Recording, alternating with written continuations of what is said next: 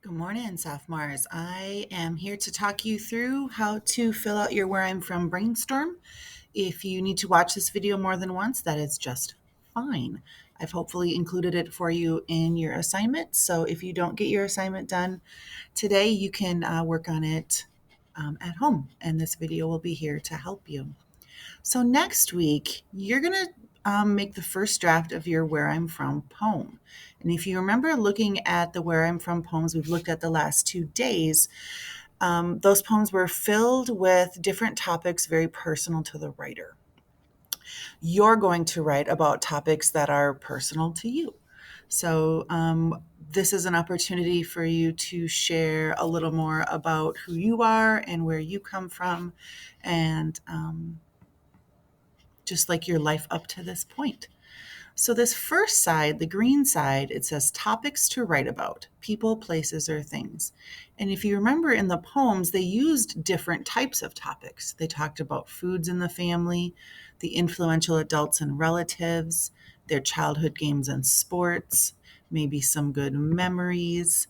Um, there's a whole long list. So you'll see next to each type of topic, there's a number. That's how many examples I want you to try to come up with. So for family foods, what are the foods that kind of help define who I am? Like, what is something our family has always kind of been about?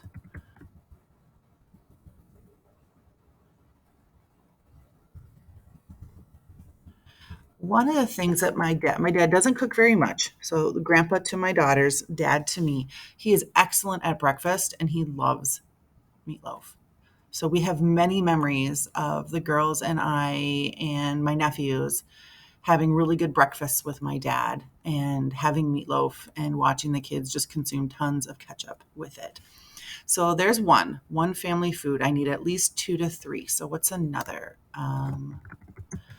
My grandma, rest her soul, made a thing called bread pudding, and it would have eggs and cinnamon and day old bread and nutmeg.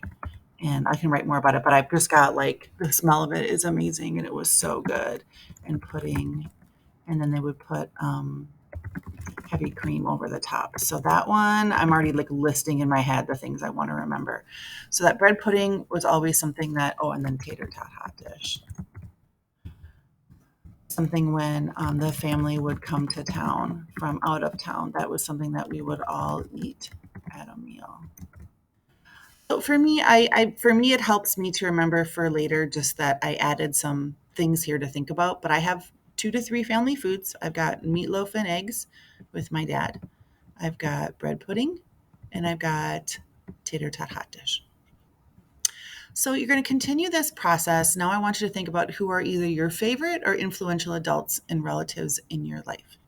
You're going to go through the same process. You're going to think about that question and what's true for you, and then list those favorite influential adults and relatives. If there's any other things you want to think about, you can add that too. We're going to go all the way through the whole list. This is why we have all hour to do it. Um, and all the way down at the end with places my family represents. And then when we're done with this side, we're going to come over to this side.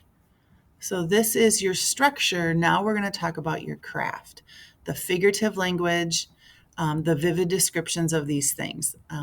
So me, I know we have metaphors, similes, hyperboles, um, what's the one? Personification, and we also have our visuals: the sight, the smell, the sound, the taste, the touch. For me, the family foods really fits in well with sight, smell, sound, taste, touch, because food is just so alive. Um,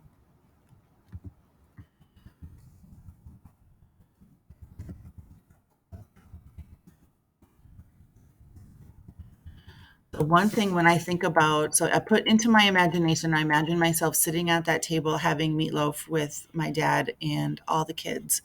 And one thing I really clearly can remember is when the kids were really little, they're not very good at feeding themselves, but they loved ketchup on their meatloaf. So there would be kind of like swirls and smears. I'm going to put that in of ketchup across their plates and their little faces. Although I have a choice, I guess I don't need to. I'll do swirls and streaks. So I have a swirl. So if you know what a swirl looks like in your imagination, you can kind of see kind of all around their plate. There's kind of like a swirl from where they've pushed the meatloaf through the ketchup, and kind of long streaks of it on their cheeks and on their faces. So that's a description from one of my items. For my bread pudding, I'm going to put meatloaf here. For my bread pudding, it's kind of a warm cinnamon smell and the vanilla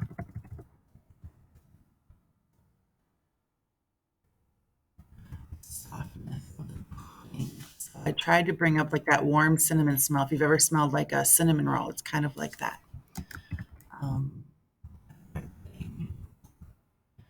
My tater tot hot dish is kind of the, it's gonna sound kind of funny, like it's a meaty, lumpy, veggie texture. I don't know, like the texture isn't the right word I want.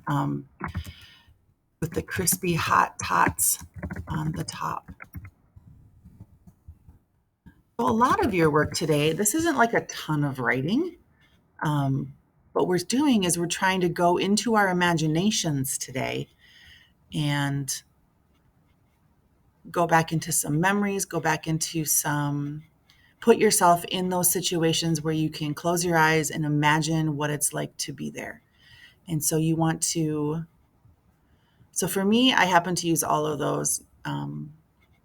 We want to start describing. So this side is where you need to go back into your memories to come up with descriptions. Now, you don't have to use the sight, smell, sound, taste, touch. You can also use similes and metaphors. So if I did the one for the meatloaf, what would be a good one for that? The meatloaf was just slimy in ketchup. Okay, meatloaf isn't actually slimy, but so that is my my metaphor. Okay.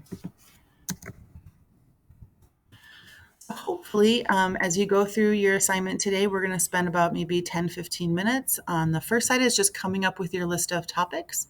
Then we come back to the craft side with the imagery and figurative language and descriptions to pick some of these and to really start being as descriptive as we can.